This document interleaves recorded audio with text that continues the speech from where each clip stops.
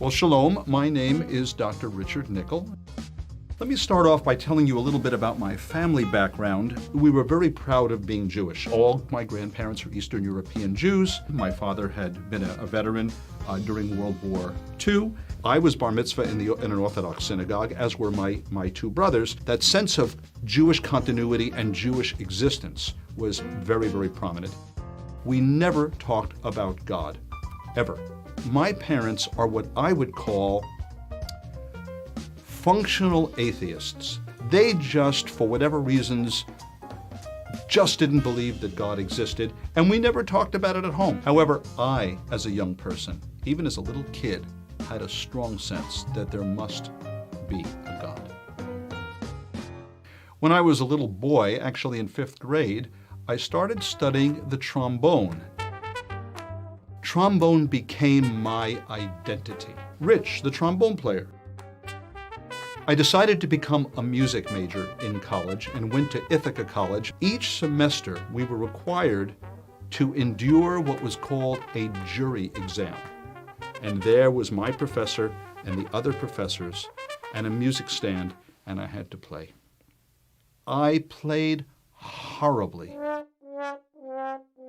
I viewed myself as being this stupendous budding trombone player, and I sounded horrible. My lips were chapped. The air wasn't going through. Nothing was working. My teacher said, "Rich, we hate to tell you, but you're going to be put on academic probation."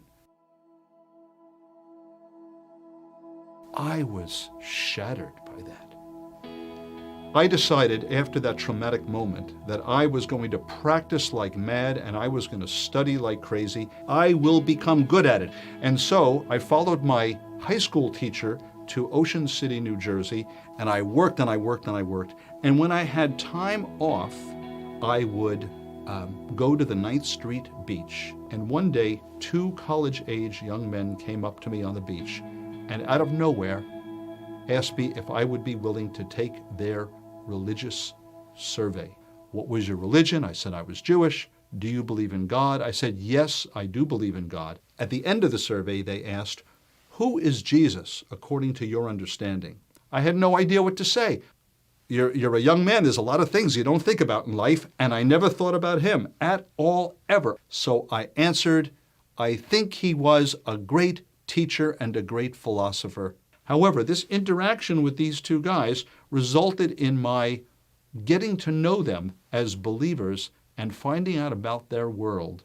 The main thing that surprised me was one of these 2 guys, whose name was John, was Jewish, and he believed in Jesus. I never heard of such a thing in my entire life. And I'm asking him all kinds of questions about becoming a follower of this Yeshua, this Jesus. I remember the last question I asked him was this: if I believe in Jesus, am I going to have to give up trombone? And his answer was very wise. He said, Rich, I don't know what God will take out of your life, but whatever he takes out, he will put something back that's better. At that moment, after John's answer to my question, I decided to pray and come to this Yeshua, this Jesus.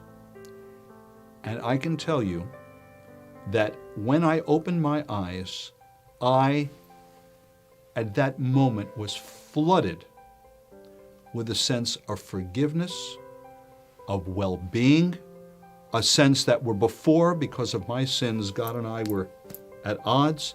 Now we were like this. Looking back over my life, I can just say thank you to God for the blessings that he has showered upon me. Not only has he granted me forgiveness of my own sins through Yeshua, which is very real to me, but on top of that, he's blessed me with a fantastic wife. He's given me 4 wonderful grown children. He's given me 4 grandsons. I hold their hand when we walk around with the Torah processional. He's also returned music to me. I do music better now and more now than I did when I was young. I thank God for that wonderful day in 1971 when I surrendered and said yes to Yeshua, the Messiah.